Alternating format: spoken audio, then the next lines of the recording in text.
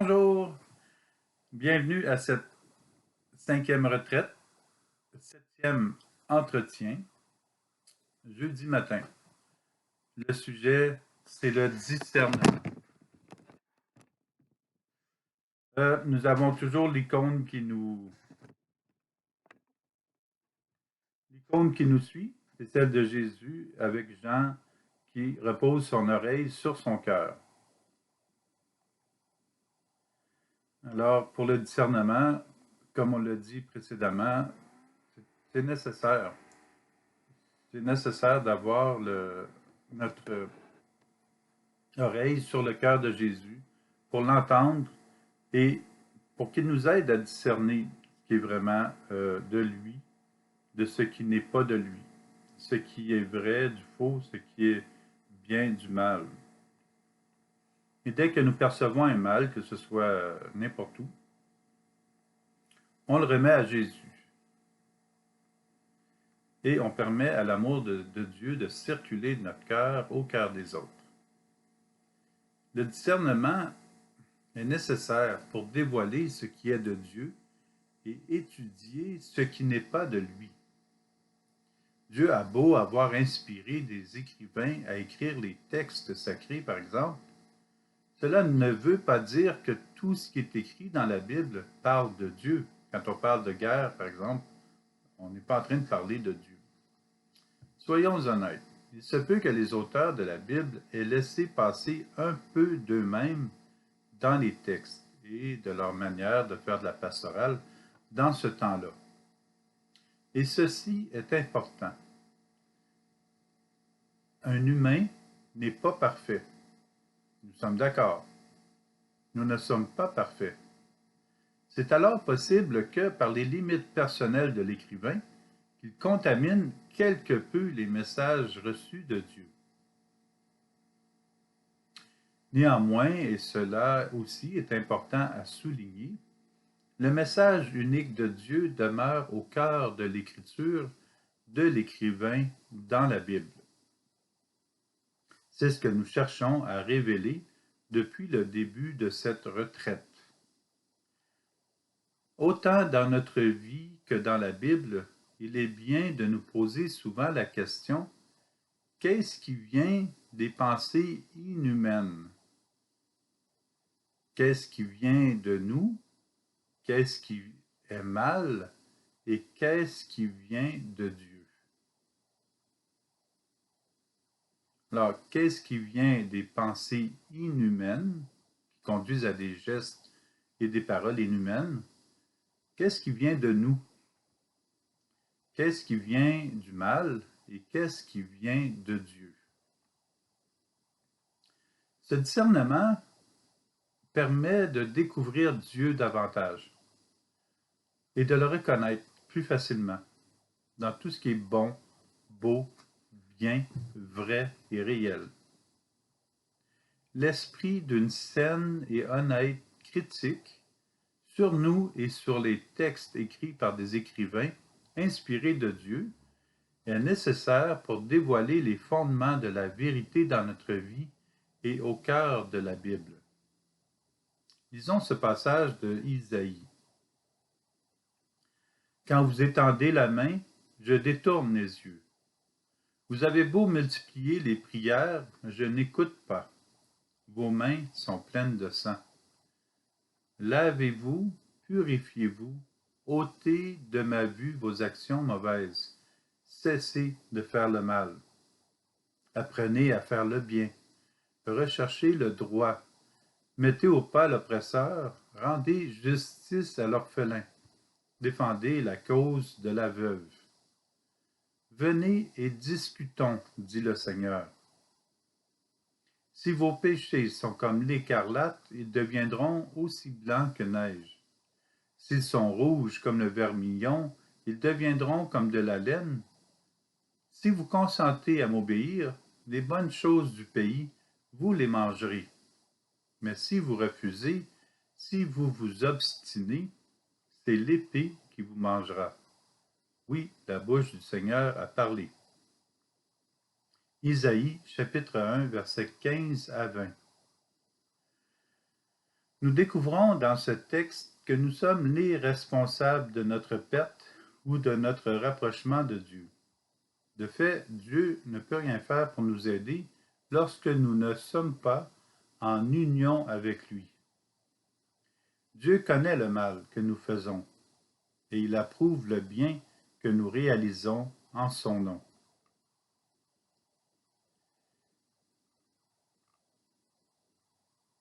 Ôtez de ma vue vos actions mauvaises, cessez de faire le mal et lavez-vous, purifiez-vous. C'est-à-dire, Jésus dirait, laissez-vous laver, laissez-vous purifier, laissez-vous sanctifier par mon amour. Jésus nous aime. Alors dès qu'on reçoit son amour, ça nous lave, nous purifie et nous sanctifie.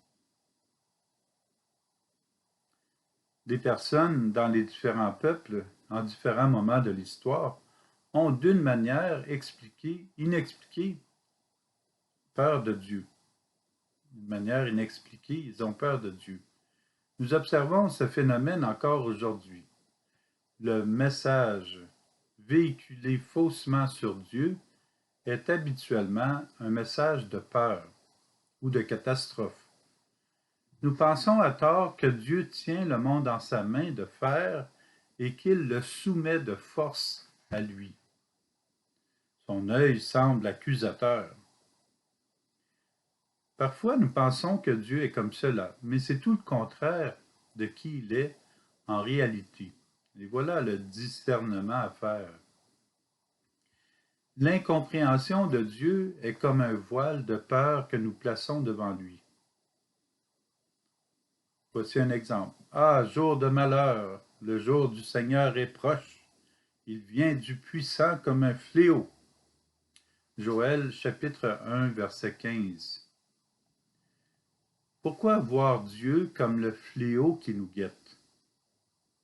Pourquoi s'enfoncer dans cette peur et faire peur aux autres avec ça? Comprenons que les situations inhumaines sont celles qui causent les maux et les dommages sur la terre, autour de la terre et au-delà, contre la nature et les personnes, contre les peuples.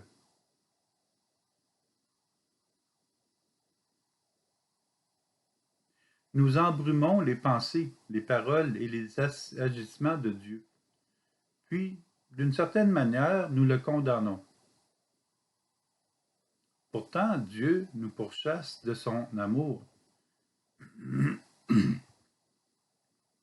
Nous n'avons qu'à reconnaître la plus petite joie qui est en nous et la méditer, et elle va toujours grandir parce qu'elle a toujours été là. L'amour a toujours été là. Jésus touche il touche toujours les personnes, mais celui qui le laisse entrer dans sa vie, il va le reconnaître davantage. Jésus passe près d'un paralysé et sa grâce le submerge. Jésus voit la personne et son désir de guérir. Il lui dit, « Lève-toi, prends ton brancard et marche. » Jean chapitre 5, verset 8. L'homme se lève et il est guéri. Cela est Dieu. Il aime nous guérir. Mais quelques Juifs disent à cet homme que Jésus avait guéri, « C'est le sabbat. Il ne t'est pas permis de porter ton brancard. » Jean chapitre 5, verset 10.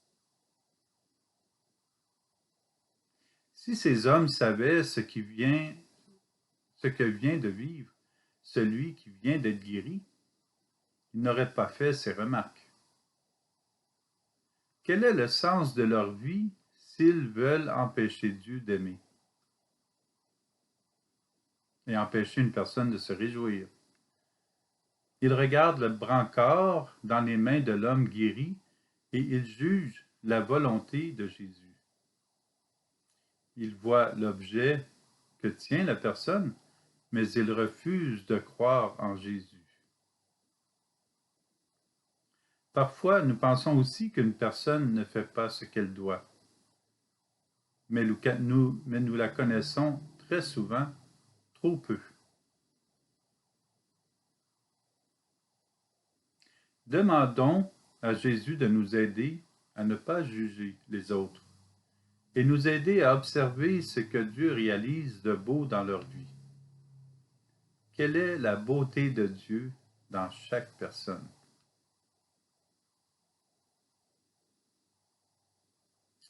Quelle lutte, quel combat! Il n'y a pas de mots pour exprimer ce que Jésus vit en ce moment, pendant qu'il rassemble et porte sur lui le mal de tous les temps. Voici un passage qui dépeint ce que Jésus subit. Il est sans apparence ni beauté qui attire nos regards. Son aspect n'a rien pour plaire.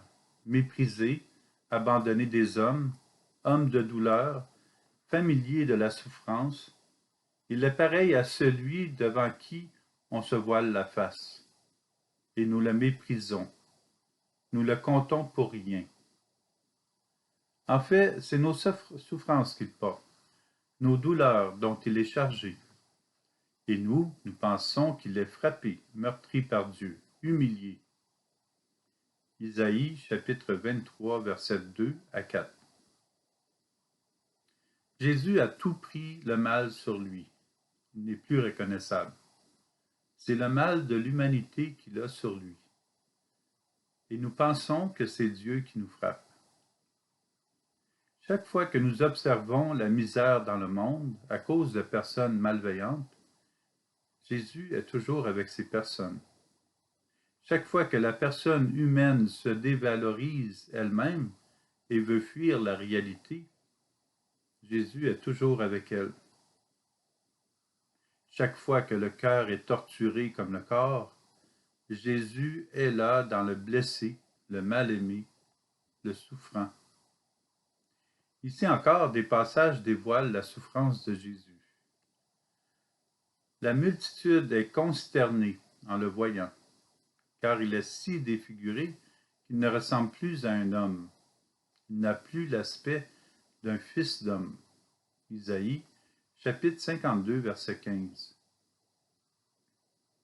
Un homme atteint d'un cancer virulent disait « Je souffre, mais je ne peux pas imaginer à quel point Jésus a souffert. Je ne peux absolument pas comprendre tout ce qu'il a subi pour mes péchés et pour les péchés de l'humanité. Cela devait être terrible. » Or, Jésus est condamné et il porte la croix d'une multitude de ses enfants. Croyons-nous que Jésus nous lave de tout péché? Il a déjà tout porté pour nous. Le mal défigure, le mal détruit, mais il est toujours impuissant contre Jésus. La miséricorde de Jésus envers nous enlève le poids qui nous pèse. Nous pouvons tout lui remettre. Il peut tout laver. Puis, dans tous les actes bons, Jésus est là. Les personnes offrent la charité, Jésus est présent. Les personnes viennent en aide aux plus petits de notre monde, Jésus est présent. Les personnes ne cessent de proposer les valeurs, la joie, et Jésus est présent. Écoutons ce prochain passage de Mère Teresa, qui vit en quelque sorte une nuit sombre de la foi, où elle se sent bien seule. Quand on ne sait pas quand on se rend plus compte que Dieu est là, on se sent très seul. J'appelle, dit-elle, je m'accroche, je veux. Et il n'y a personne pour me répondre, personne à qui me raccrocher. Non, personne. Seul. Les ténèbres sont si sombres et je suis seul, indésirable, abandonné. La solitude du cœur qui veut de l'amour est insoutenable. Où est ma foi? Même au plus profond, tout au fond, il n'y a rien d'autre que le vide et l'obscurité. Mon Dieu, qu'elle est douloureuse, cette souffrance inconnue. Cela fait mal sans cesse. Je n'ai pas la foi. Je n'ose pas prononcer les mots et les pensées qui se bousculent dans mon cœur et me font souffrir une indicible agonie. Ai-je commis une erreur en me livrant aveuglément à l'appel du Sacré-Cœur? Je ne doute pas de l'œuvre parce que je suis convaincu qu'elle est sienne à Jésus et non mienne. Je ne me sens même pas la moindre pensée ni tentation. Je ne sens même pas la moindre pensée ni tentation n'entre dans mon cœur pour m'attribuer quoi que ce soit dans cette œuvre. Bon, Mère Teresa parle de son œuvre d'accueillir des personnes qui sont mourantes dans les rues de Calcutta, en Inde. Citation prise dans le journal La Croix. La solitude apparente de Mère Teresa peut se développer sur deux idées. Oui, l'être humain peut en venir à ne plus ressentir la présence de Dieu dans sa vie. Mais Dieu est avec elle. Cela nous conduit à la deuxième idée qui en ressort. Nous pourrions supposer que Mère Teresa porte sur elle le grand nombre de personnes qu'elle aurait aimé conduire à Jésus. Mais elle a respecté la foi des Indiens, de la religion hindoue. Des gens étaient laissés à mourir sur le bord des routes. Et selon une loi en Inde, personne ne doit les déplacer. Ils appellent ça le karma. Elle leur a fourni alors un mouroir pour leur permettre un peu plus de dignité. Elle aurait sûrement aimé faire davantage pour eux. Mais elle a fait déjà tout ce qu'elle pouvait. Or, il est possible qu'elle ait ressenti par compassion ce qui semble être l'absence de Dieu. Peut-être pour ces personnes aussi, qui ne connaissent pas Dieu. Nous savons pourtant que Dieu n'est pas absent. Il est l'Éternel présent. L'Éternel présent. Or, ce que Mère Teresa porte en elle, c'est le peuple absent qui se détourne des mourants. Ils sont seuls, sans personne ni soin. Mère Teresa, même si elle est avec eux, ressent le poids de leur douleur. Ils ne sont pas abandonnés par Dieu, jamais par Dieu, mais par des familles, des amis et une idéologie.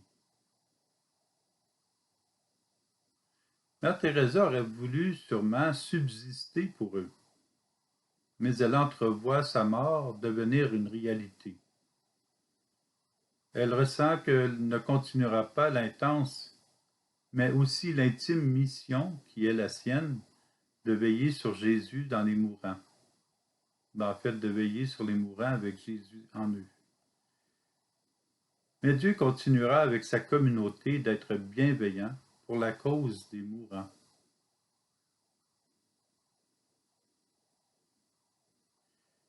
Nous vous laissons avec cette idée. Pourquoi nous ressentons l'absence de Dieu quand Dieu est l'Éternel présent?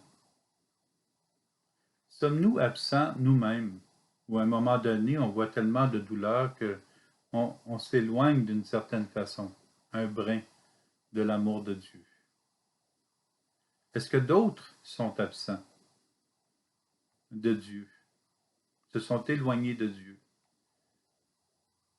Quelque part, Mère Teresa pouvait être prise dans cette douleur et ne pas savoir quoi en faire, jusqu'au point où elle se demande où est Dieu. Mais Dieu est toujours avec elle. Alors ça, c'est un discernement, une méditation qui est intéressante aussi, qui nous amène à la limite de ce qu'une personne peut endurer de douleur, et jusqu'à penser que Dieu n'est plus avec elle. Alors ça aussi, c'est important, si jamais on est dans la douleur, de reconnaître que Dieu est toujours avec nous. Il est toujours présent avec son amour dans notre cœur. Jésus, lors de sa passion au jardin des Oliviers, peut aussi avoir vécu cela. Père, si tu le veux, éloigne de moi cette coupe. Cependant, que soit faite non pas ma volonté, mais la tienne. Luc chapitre 22, verset 42. Jésus aurait possiblement préféré avoir plus de temps à évangéliser le peuple au lieu de partir si tôt, à l'âge de 33 ans. Il aurait souhaité en sauver davantage en étant présent avec les personnes. Ce ne sont pas toutes les personnes qui étaient prêtes et accueillantes à le recevoir. Elles allaient le tuer. Jésus aurait pu ressentir la profonde et intime mission avec l'humanité. Elle allait bientôt terminer. Pendant qu'il était encore homme. Mais Jésus sait qu'il va continuer de nous soutenir dans notre mission si elle est liée à lui. Il est toujours présent avec nous. Ici, Jésus parle comme homme pour que nous remettions aussi notre expérience missionnaire entre les mains de Dieu. Que soit faite non pas ma volonté, mais la tienne. Lorsque nous serons rendus au soir de notre vie, nous pourrons répéter ces mots. Que soit faite non pas ma volonté, mais la tienne, Seigneur. L'humain qui veut entrer dans la vie de Dieu passe parfois par des moments où il cherche à comprendre, où il cherche à rejoindre les cœurs, et où il doit laisser à Jésus le soin de convertir son peuple. Comme Paul le propose, avançons-nous donc avec assurance vers le trône de la grâce pour obtenir miséricorde et recevoir en temps voulu la grâce de son secours. Hébreux, chapitre 4, verset 16. Plaçons notre confiance en Jésus. Qu'il devienne notre Seigneur et Sauveur personnel et qu'il touche le cœur des personnes, lorsque ces personnes seront prêtes à le recevoir. Soyons chaque jour remplis d'espérance et de confiance. Oui, tout peut sembler perdu, sans issue, comme pour Mère Teresa dans cette douleur qu'elle vit, ou Thérèse de Lisieux, de Job, mentionné. Mais Jésus n'a pas craint de vivre dans la chair, pour nous sauver de la captivité et nous conduire au pied de la croix où il nous demande de tout lui remettre. Il nous invite à repartir à neuf avec lui dans la vérité, la foi, le courage, la joie, la paix et l'amour. Le mal, la souffrance, la peur, l'angoisse, nommons-les, ils sont légion. Tout ce qui est lié au mal est un manque de bien. Si nous sommes malades, c'est un manque de santé. Si nous avons peur, c'est un manque de confiance. Si nous sommes dans l'angoisse, c'est un manque d'espérance. Si nous avons mal, ce n'est pas Dieu. Le mal n'est pas nécessaire et pourtant, chaque personne y est confrontée. Pourquoi? Le mal, en général, là je ne parle pas de... Enfin, en général, le mal est une diminution, voire un manque d'amour, soit de nous, soit des autres. Tout simplement. Chaque fois qu'on s'éloigne de l'amour de Dieu, c'est un mal. Si nous nous approchons de l'amour pur, réel, vrai de Dieu, le mal s'éloigne. C'est un ou l'autre, ça ne peut pas être les deux. Si nous nous éloignons de l'amour, le mal s'installe. Un exemple simple que nous connaissons, c'est lorsque le soleil prend de la force au printemps, la neige fond. Lorsque le soleil s'éloigne à l'automne, la neige s'installe. Le soleil de Dieu fait fondre de honte le mal en nous. Voici une autre manière de comparer l'amour du mal. Nous sommes conscients de la gravité d'un danger. S'il y a un aliment très chaud dans l'assiette de notre enfant, nous allons lui proposer d'attendre un peu avant de le manger, sinon il va se brûler. Nous lui disons par amour. Lorsque l'enfant s'éloigne de l'intention bienveillante, il va se brûler la langue. L'enfant se fait mal et cela fait mal au cœur du parent aussi. Le parent ne peut pas lui enlever le mal au moment qu'il se l'est fait.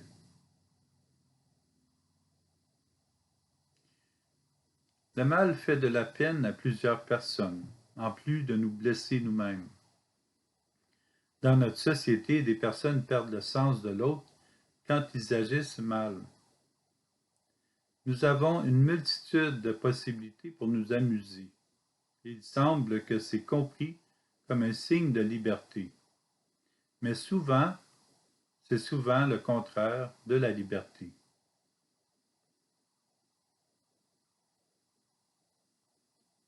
Une personne peut s'amuser à rouler à 140 km/h sur une autoroute de 100 km/h, mais il y a le danger d'entrer en collision avec d'autres voitures, d'autres objets, des arbres, un terre-plein, un poteau, ou bien, dans n'importe quoi d'autre. S'amuser par une fausse liberté peut faire du mal à d'autres personnes.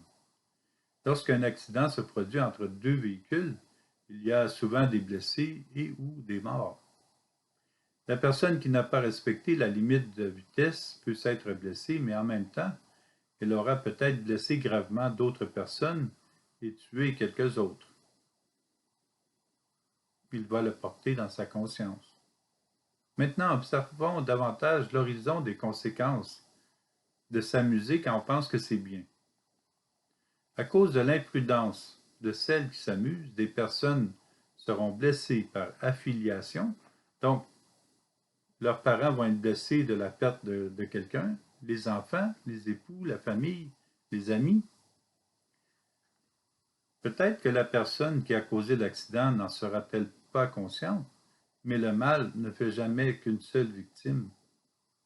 Le mal qu'elle cause implique un groupe de personnes. Quoique personne ne soit parfait, le mal est toujours un éloignement de l'amour. Nous lisons « Ceux qui sont nés de Dieu ne commettent pas de péché. Le Fils engendré par Dieu les protège et le mauvais ne peut pas les atteindre. Dieu nous protège et le mauvais ne peut pas nous atteindre. » On revient à Dieu. Première lettre de Jean, chapitre 5, verset 18. Ce passage de Jean nous rappelle qu'il est bon de choisir Jésus et de nous assagir par lui. Le mal n'est pas nécessaire. C'est toujours l'amour qui est nécessaire. Comme il est écrit, nous sommes invités à fêter notre Dieu. Il est beau de chanter sa louange. Lui qui guérit les cœurs brisés et soigne leurs blessures. Psaume 146, versets 1 et 3. Le contraire du mal, c'est la guérison. C'est l'appel à l'amour. C'est la guérison du mal.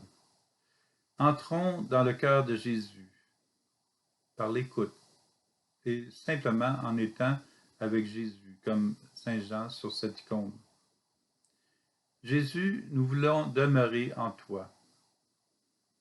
Alors en ce moment, je demeure en toi. Et nous te demandons de demeurer en nous, chez toi, dans notre cœur. Alors merci Jésus d'être dans mon cœur. Merci Jésus. Tu es mon salut. Merci pour ton amour. Alors je vous laisse méditer, je vous laisse prier selon votre goût. Puis cet après-midi, jeudi après-midi, je vais continuer avec la 8e partie. Il reste 2 parties, donc un autre demain matin et sur le discernement. Alors, continuons de observer doucement, simplement, qu'est-ce qui est vraiment mal, puis qu'est-ce qui est vraiment bien. Et il va y avoir une évolution, on va ressentir de plus en plus de joie s'installer. Alors, au revoir!